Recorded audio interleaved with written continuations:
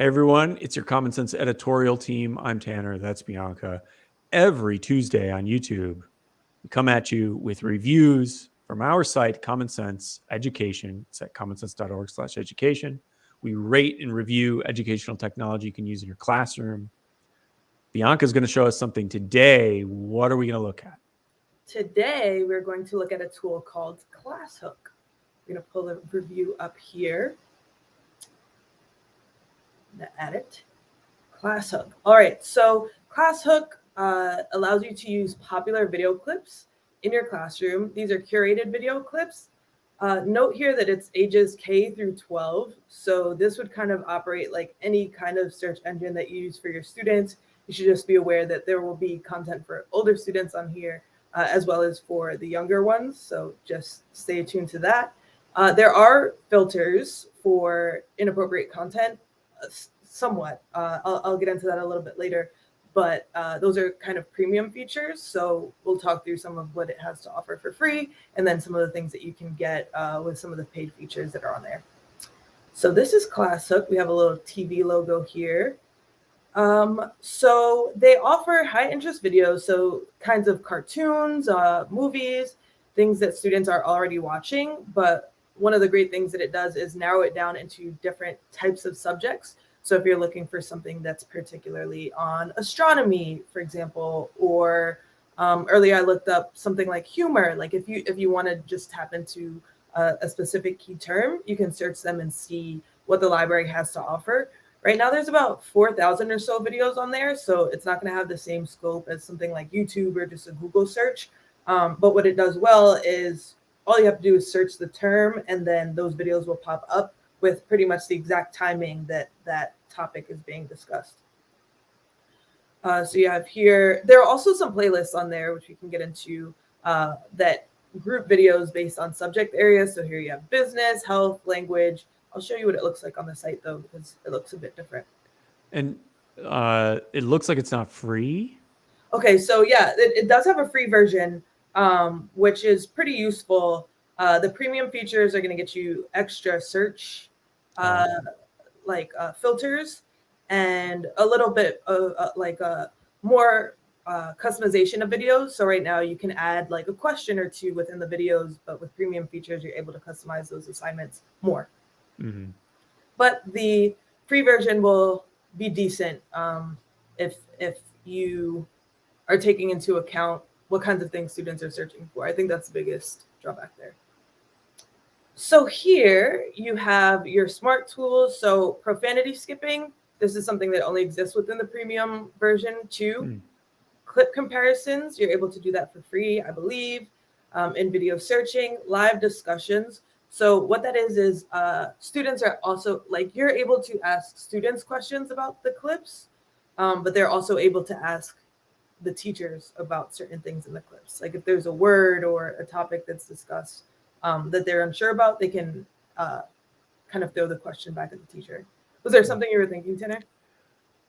No, it's just really interesting. I haven't seen anything quite like that. Where, like, especially the profanity skipping is a really interesting feature, and I like that idea of being able to compare two video clips side by side. I'm wondering, like, the use case of that. So it's essentially you can display two clips and play one, play the other. Right. Exactly.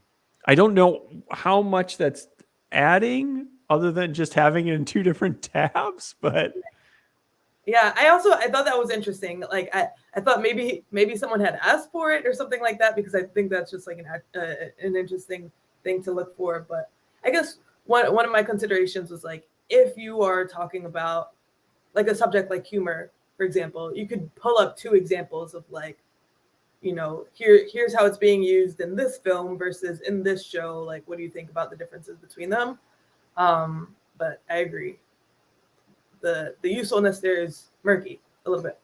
And then, yeah, for the profanity skipping, I think it's just because the library is so broad that might be something the teachers are looking for. Mm-hmm.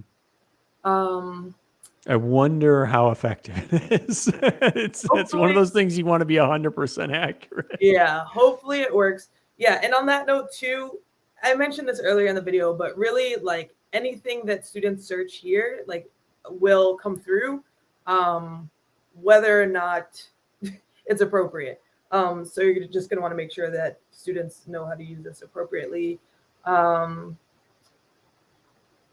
It is nice too. Like it seems like it has ways to search within videos. So yeah, that's probably another value add over something like YouTube is you can right. probably find very specific things that you might not be able to find in a typical YouTube search. Exactly. And then the cool things here, everything is tagged.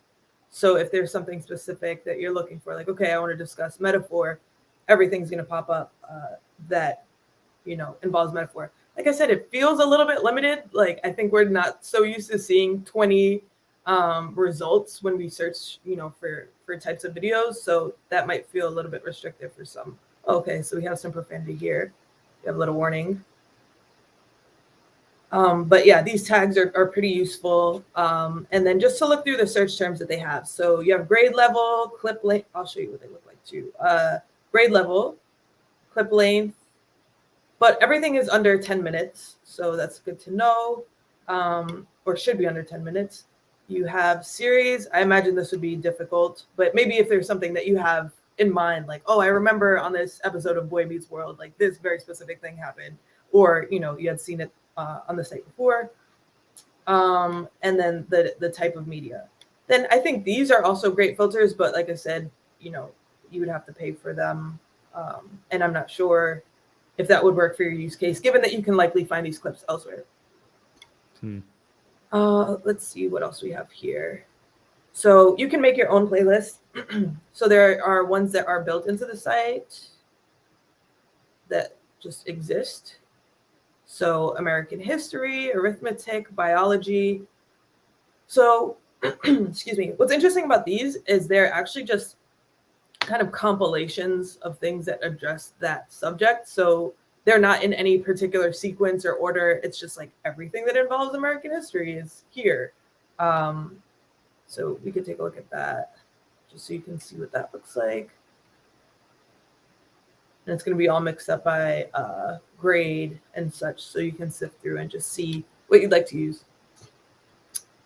Okay, so you can make your own playlists as well, based on clips within the site, or you can upload your own. But I think in order for them to actually make the list of the site, you have to submit them to ClassHook first. And then, so you can also assign clips to students, and then those will be displayed here, along with any answers that students have to questions that are parts that are like embedded in the videos. Those will also be displayed here. So Yeah, I noticed they have that kind of Edpuzzle play pause it functionality where you can embed questions in while students are watching the video, which is a nice thing. Exactly, yeah. And then, like I said, you could submit a clip here, or I suppose to suggest a clip for them to add as well. That's pretty much the site. It's pretty sleek in terms of use. Like most of the things that you're looking for are going to be available in this little bar here. But one thing to note, there are some teacher resources that you can have to kind of dig for. Let's see. That are in the videos alone. So let's see what this is. They're like little guides sometimes, like embedded in the text, like, oh, if you need to learn how to teach with this, you can click here. So those are along the way, but you kind of have to dig for those. It doesn't look like they're in any kind of centralized place. Yeah, and there's no filter for that if it has that resource or not. Right. It doesn't look like, which would be a nice thing to add. I think there was one that I found earlier just so you can see it. Let me see if it pops up in this video, but if not, you can just take my word for it. Yeah, you might have to just take my word for it. But I guess there's a few guides that you can poke around and dig into. But as you can see, it's like the main utility of the site is really looking for these videos and assigning them to students. Yeah, and there's that join room button, so you can create a Yeah. live space to watch the video with your class and have that kind of live discussion feature happen. So Right. it's sort of a back channel while you're watching the clip. Right. And I think that students can join that using like a code. Yeah. Yeah, which is they've definitely incorporated thoughtfully some features that other tools like Edpuzzle or Backchannel Chat were known for, to kind of build the functionality of this video library. So that's nice to see. Okay, you do have some resources here. Yeah, so you have some instructional materials.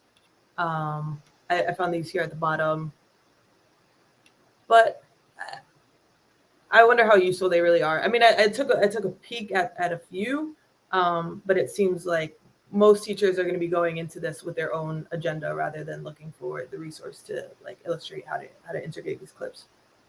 Yeah, for sure. I think the name ClassHook is apt here because these seem like clips that are best as a hook to a lesson, right? Mm-hmm. To kind of have a popular media clip that thematically aligns to something you're talking about, that introduces it, maybe gets a few laughs, and then you can move on into your lesson proper. So yeah, exactly. And that's what we kind of outlined here. Like, it's interesting for students to intersperse or to introduce a topic. It's not something that you're going to linger on for an entire class period. It's just kind of like a conversation starter.